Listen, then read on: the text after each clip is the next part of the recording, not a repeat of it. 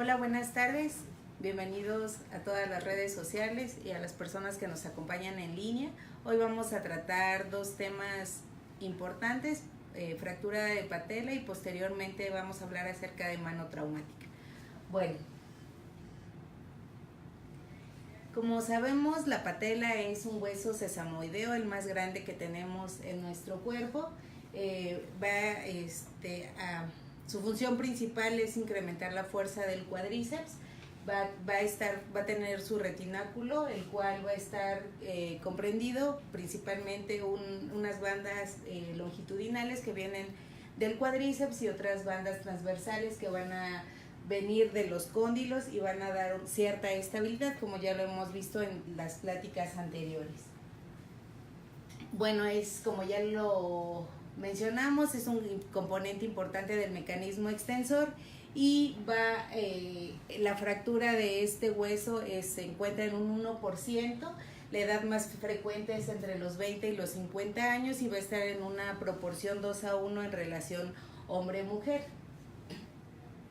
Ahora, el mecanismo de producción, pues bueno, es a través de un traumatismo directo, puede ser una contusión directa de algún objeto. Un mecanismo indirecto es, por ejemplo, en personas que están frecuentemente expuestas a un traumatismo mínimo constante, existe una tracción importante o contracción del cuádriceps y esto hace que exista alguna fractura en diferentes trazos, como vamos a ver, y una combinación de ambos mecanismos.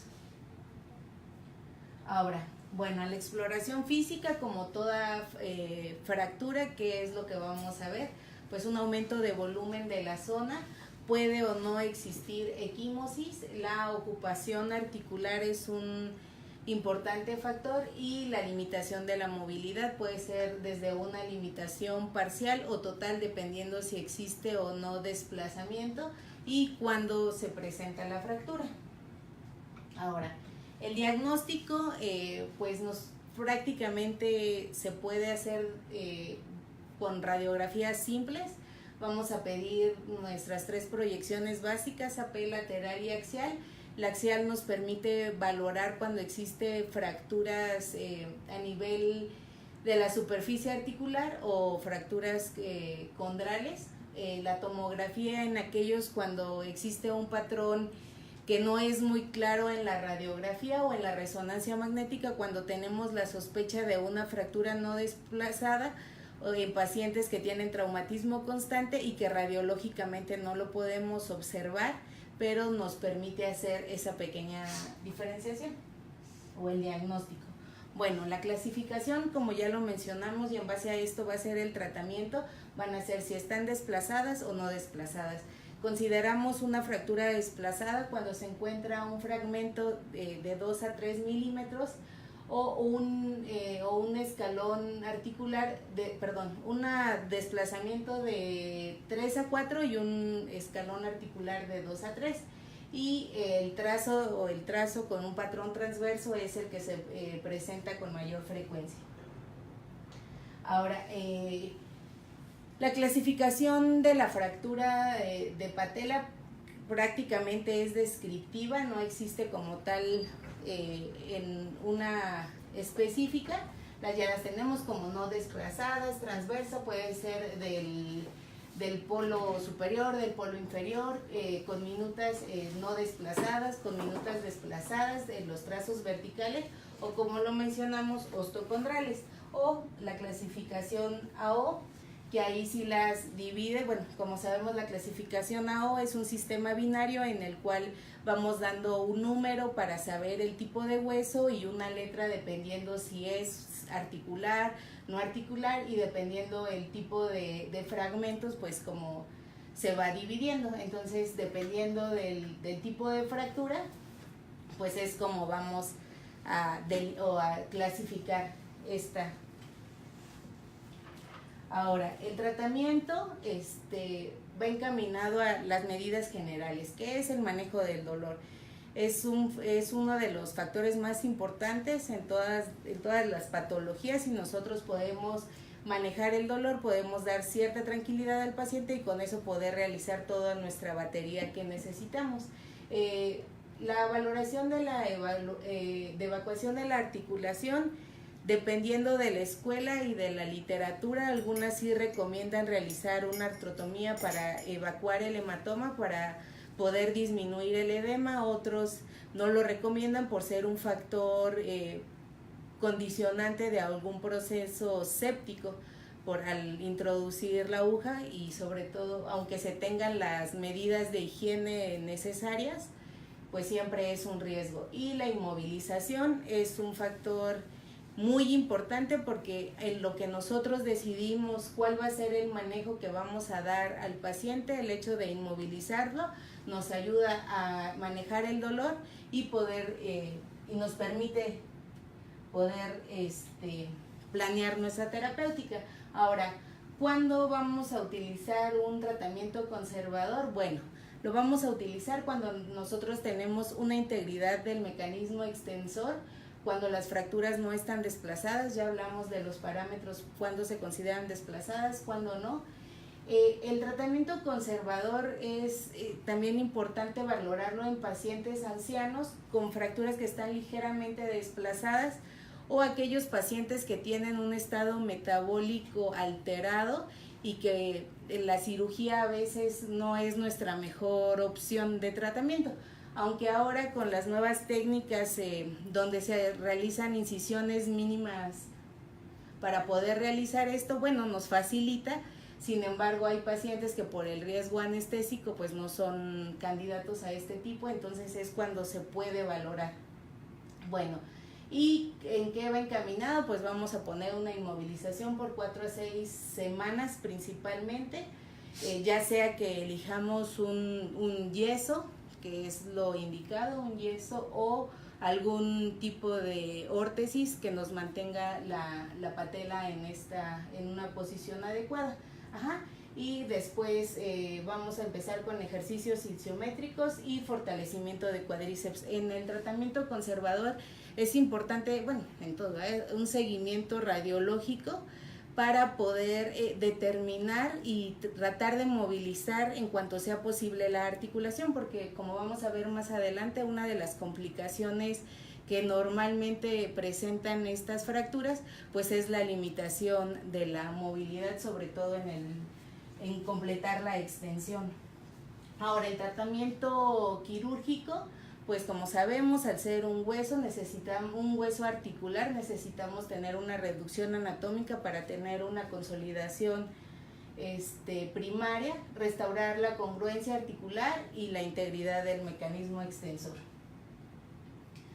Ahora, dependiendo del tipo de fractura, pues va a ser la técnica que nosotros tengamos. Ahora puede ser abierta o cerrada y puede ir desde aplicación de tornillos, dependiendo el trazo de fractura, la aplicación de anclas que nos pudieran ayudar para mantener esta fractura, o lo convencional, que podría ser el uso de alambre, clavillos, tornillos. Pueden ser los tornillos simples o, bueno, comunes o canulados. Ajá. Recordar que en los trazos transversos, que es ya vimos que es la fractura más frecuente, pues vamos a utilizar el principio biomecánico de tirante, en donde vamos a convertir las fuerzas de tensión en compresión, y pues ya como lo mencioné, puede ser con diferentes diferente material, dependiendo del tipo de fractura. Ajá, este es lo clásico, un cerclaje tipo Benke para poder controlar o poder tratar esa fractura. Ahí, cuando las fracturas se encuentran, es otro factor importante, cuando estas se encuentran multifragmentadas, o podemos utilizar cerclajes. Normalmente antes se hacía con alambres, ahora se puede hacer con suturas, las cuales tienen una alta fuerza y permite hacer este tipo de procedimientos. Ahora, ¿cuándo está indicado una patelectomía parcial? Pues es cuando tenemos la presencia de un gran fragmento, el cual es recuperable. La literatura habla que para poder realizar este procedimiento necesitamos por lo menos una tercera parte o un fragmento que sea compatible con una tercera parte de la totalidad de la patela para que el mecanismo extensor pueda funcionar. Y una patelectomía total, pues ya con fracturas con gran conminución en la cual los fragmentos no permiten poder realizar esta osteosíntesis y donde la única opción terapéutica que tenemos es la patelectomía, sabiendo que vamos a perder más del 50% de la fuerza extensora. Ahora, como les comentaba, normalmente los procedimientos se hacían bajo reducción abierta. Ahora ya tenemos la opción de realizarla bajo control fluoroscópico o mediante fijación percutánea bajo visión artroscópica y radiológico, haciendo ambas técnicas para poder asegurar y bajo visión directa que la superficie quede al 100%. Ahora, como les mencioné, este es un esquema gráfico de la patelectomía parcial donde tenemos un gran fragmento proximal y nos permite la reinserción. Existen múltiples técnicas para hacer la reinserción. Aquí, por ejemplo, está mediante anclas, se puede hacer mediante túneles. El chiste es tener el fragmento óseo que sea capaz de mantener la tensión para poder soportar pues, los túneles o el procedimiento que vamos a realizar.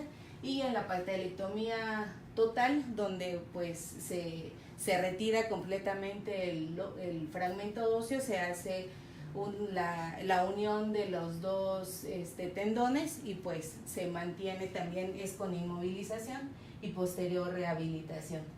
Ahora, las complicaciones, la patela, al ser un hueso tan superficial, el aporte vascular, como sabemos, es pobre, entonces tenemos las posibilidades, la primera, de infecciones. Es importante, sobre todo al ser un hueso tan superficial, muchas de las fracturas son expuestas, entonces desde el principio poder evaluar y si es necesario, bueno, en todo se recomienda una profilaxis antibiótica para disminuir este riesgo.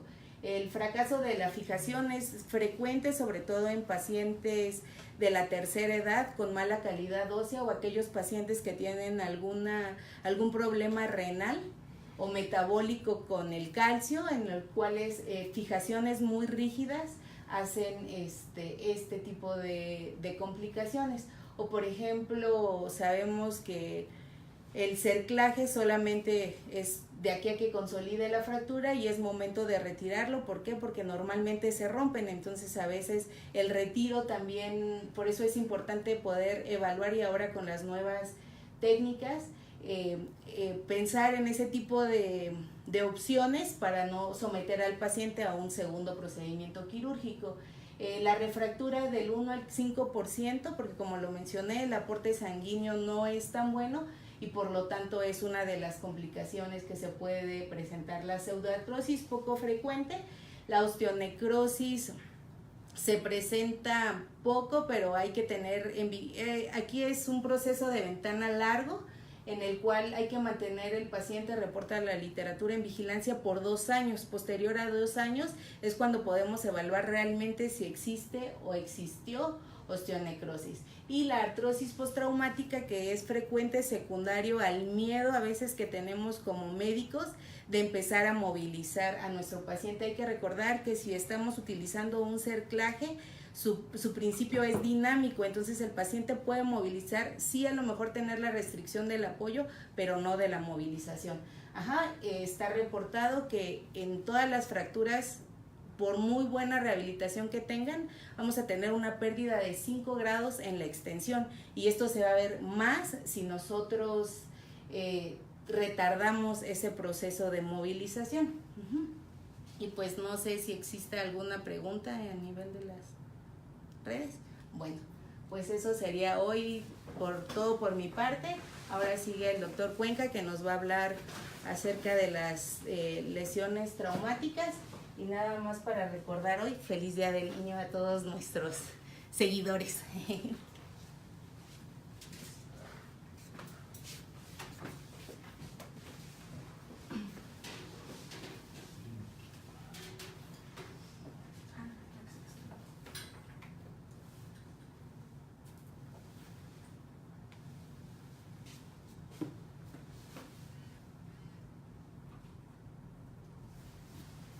Hola, buenas tardes. Continuando con el tema del día de hoy, nos toca revisar mano traumática. Mano traumática es un tema muy frecuente, es un tema bastante interesante, es un tema que desde que empecé a dedicarme a la mano fue uno de los parteaguas para que esto me interesara sobremanera. La mano es definida de muchas maneras, desde el punto de vista de Aristóteles. La mano es la herramienta de las herramientas. Sin manos estamos incapacitados para utilizar las herramientas, es el medio con el cual nos conectamos al medio ambiente. Esta es la definición de lesión de la mano traumática. Prácticamente es una lesión de cualquier tipo, que ocurre desde el antebrazo hasta la punta de los dedos. Incluye todos los tipos de lesiones que ustedes pueden imaginar: aplastamiento, machacamiento, cortes. Este es un niño que prácticamente tiene amputados los dedos, colgados, solamente dedos colgados. Es un bebé que se llevó los dedos con la cadena de la motocicleta. El papá, claro. Desde el punto de vista anatómico, la mano es una estructura muy pequeña, pero muy compleja. Tiene todas esas estructuras. Entonces ya desde ese punto de vista es inmensamente compleja. Sigue, por favor. Cuando tenemos un paciente de este tipo, ¿qué vamos a valorar? Vamos a valorar si es la mano dominante. Es diferente si nos vamos a empeñar en un manejo quirúrgico intenso, agresivo, si es la mano dominante o no, ¿sí? Y tratar de rescatar esa mano. La ocupación de las personas. Habitualmente esta es una lesión de gente que se dedica a las actividades manuales, obreros, industriales, campesinos, amas de casa que meten las manos en las lavadoras, muchas veces. La edad, siempre tratamos de rescatar todo lo que podamos de las manos y usamos las lesiones, los tejidos lesionados como banco. Esos dedos que veíamos tienen nervios, tienen arterias, tienen piel, tienen huesos, que si en su momento los podemos conservar y están en buenas condiciones, los podemos utilizar como banco para no tomar injertos de otras partes del cuerpo. Los antecedentes médicos son importantes desde el punto de vista de que es diferente el manejo de una persona joven y sana, que nos puede aguantar una cirugía de 10, 12 horas, 14 horas, a una persona mayor que tiene comorbilidades y que lo vamos a someter a un riesgo anestésico muy alto, riesgo quirúrgico. La descripción de la lesión es importante. Hay diferentes tipos de mano traumática. Vamos a ver varias imágenes y el manejo para cada una de ellas es distinto. Por ejemplo, ese niño no pudimos hacer nada, simplemente remodelamos muñones, ¿sí? Pero hay otras manos que son rescatables y eso no lo sabemos hasta que estamos en el quirófano, lavamos, revisamos tejidos, revisamos viabilidad. El tiempo transcurrido también es importante desde la lesión hasta que lo atendemos. Si son dedos como los que vimos y son vistos de manera inmediata, tenemos mucho tiempo para planear, para tratar esas lesiones. Lo contrario es de mal pronóstico. Si nos llega una persona con 8 horas de evolución, con ese tipo de manos, el pronóstico es malo. Y el tiempo más el tiempo quirúrgico lo vamos a sumar. Son tiempos de isquemia muy elevados.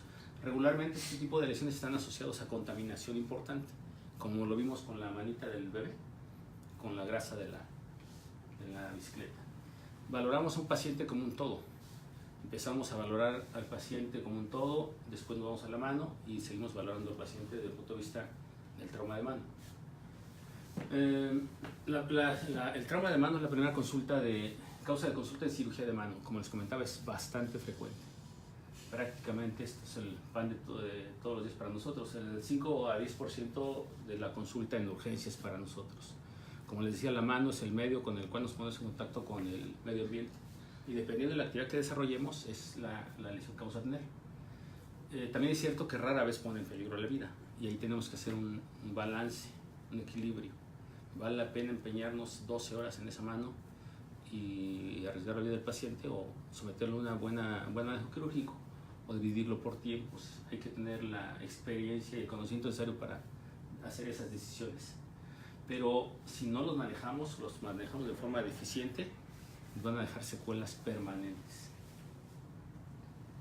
Los tipos de trauma, como se les comentaba, son estos tipos industriales de tránsito en el campo, domésticos, deportivos, asociados a quemaduras y lesiones para lesión.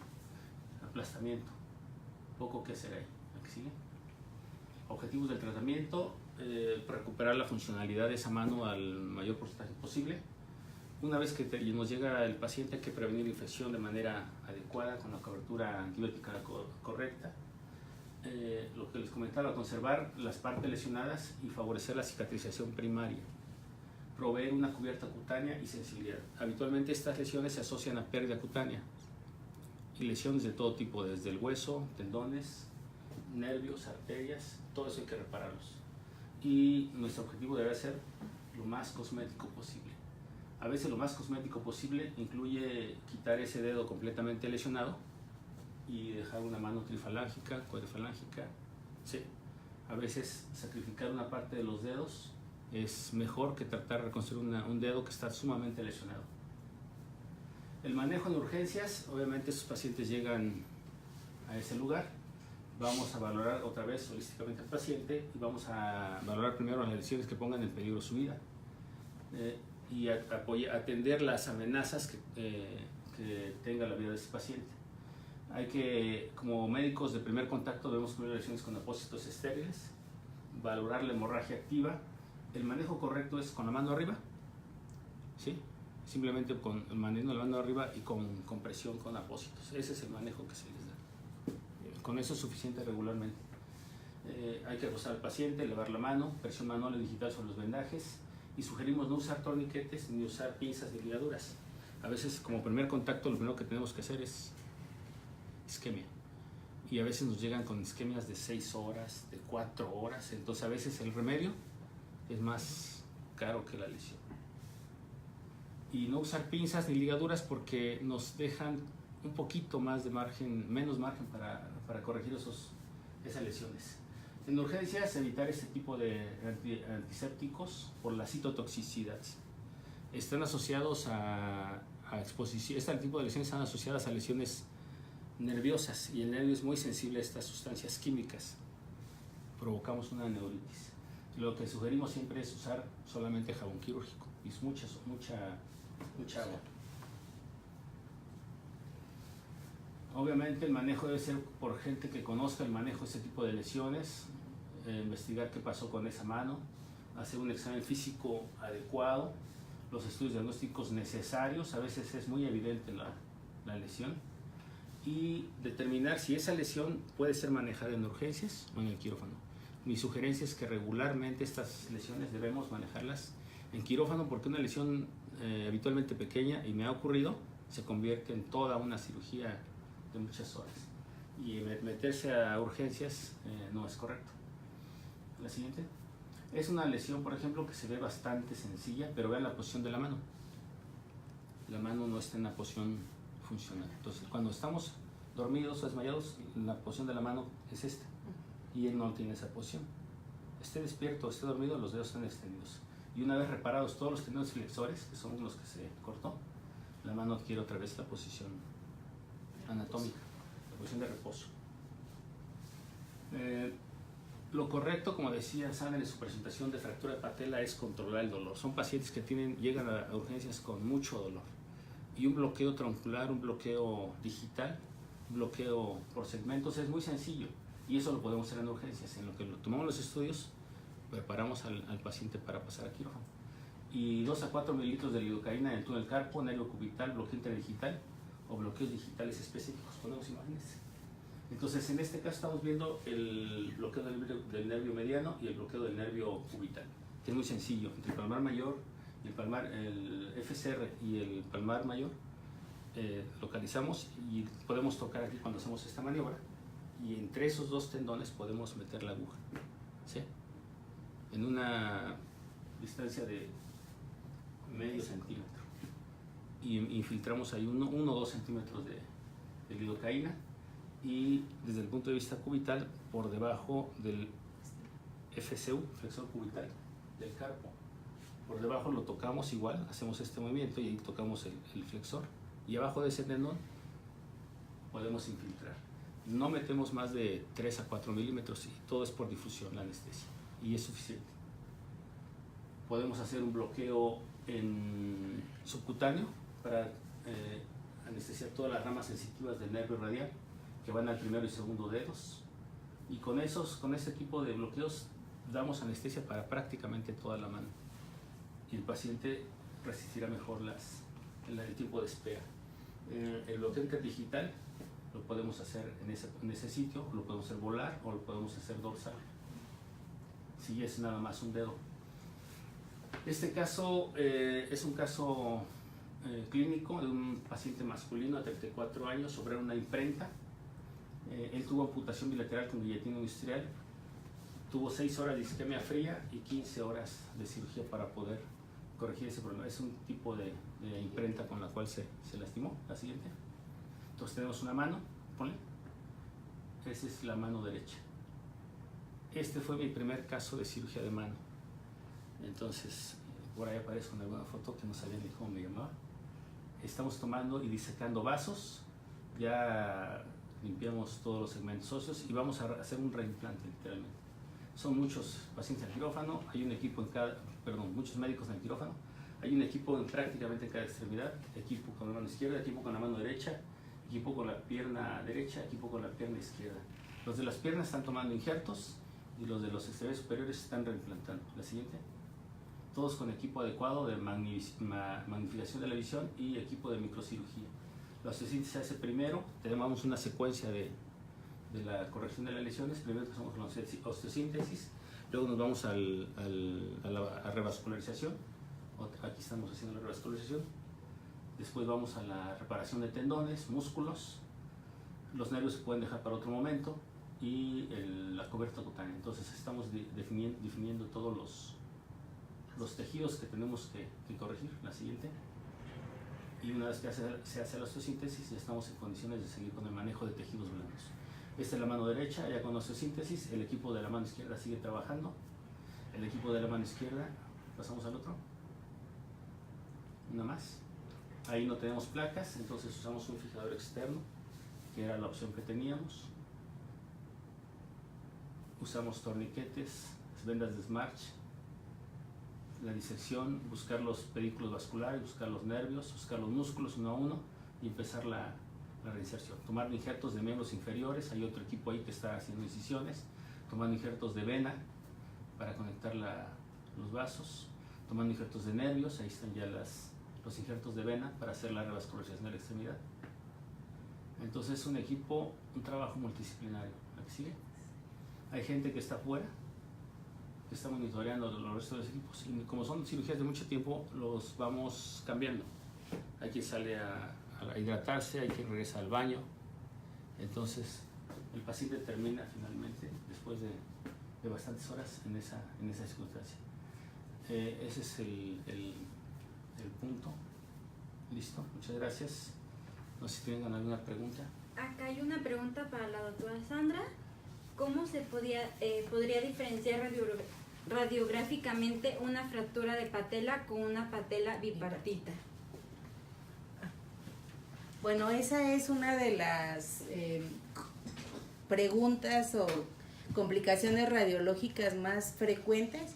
Se puede hacer de dos maneras. Primero, visualizando el borde o los bordes de donde se supondría que sería el trazo, pidiendo diferentes proyecciones, o la otra es apoyarse de una tomografía en la cual pues se vería el cambio o la diferencia entre una fractura y una patela bipartita. También el cuadro clínico, ¿no? Bueno, también, el mecanismo de lesión es importante, y clínicamente también, si el paciente a lo mejor tiene datos que son más compatibles con una contusión, palpar desde la palpación. Si tú tocas esa zona y ves que no existe el dolor o no existe un defecto, pues podría ser, pero si estuviera demasiado complejo, bueno, apoyarte de otro estudio radiológico un poco más complejo o más completo.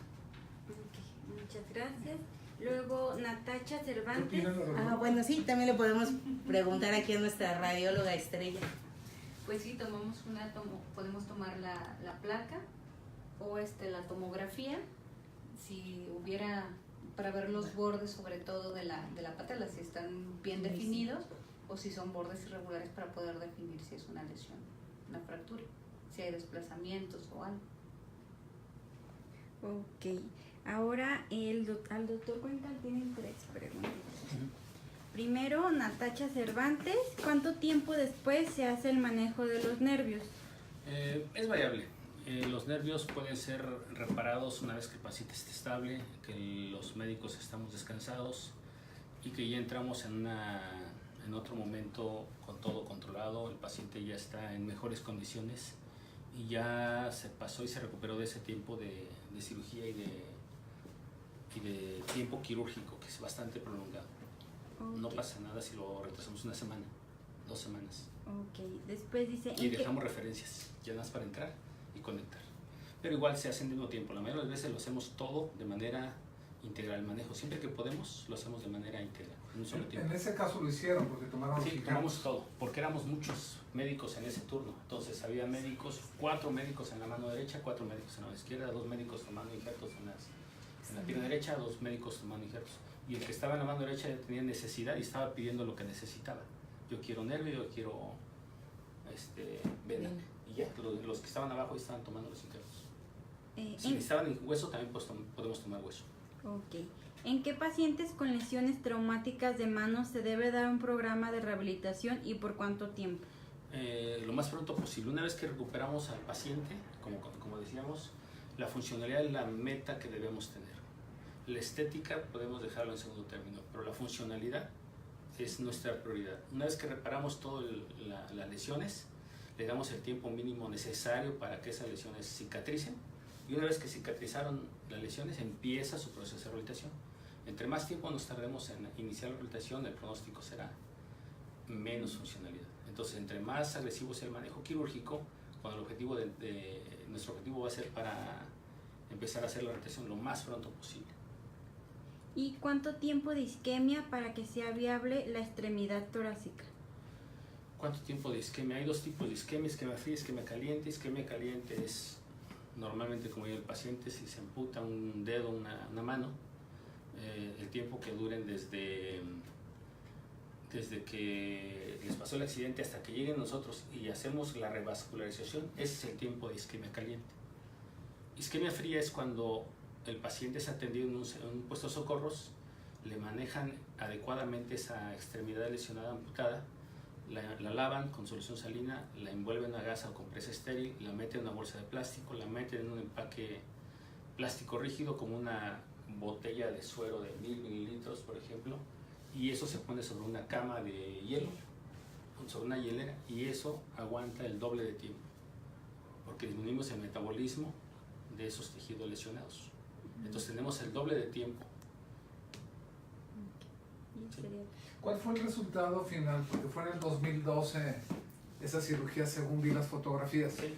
¿Cuál fue el resultado final de ese paciente multidisciplinario que trataron? Se recuperó.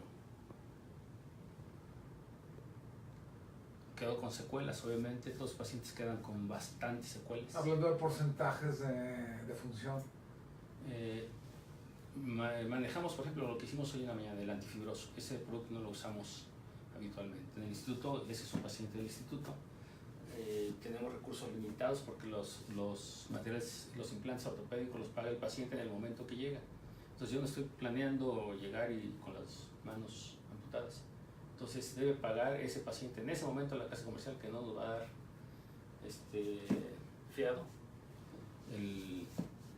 Entonces eso nos retrasa y hacemos diferentes tipos de manejo. Pero ¿cuánto tiempo nos recupera? Obviamente la osteosíntesis tuvo mejor pronóstico que el fijador externo, con todas las complicaciones que puede tener un aparato de fijación externa. el mejor resultado fue la mano derecha y precisamente usamos la placa en esa mano, enfocándonos a la funcionalidad y a la mano dominante. Muy bien. Pues muchas gracias a nuestros expositores, muy bonitas sus pláticas. Si ya no hay más preguntas locales o en redes sociales, gracias por acompañarnos.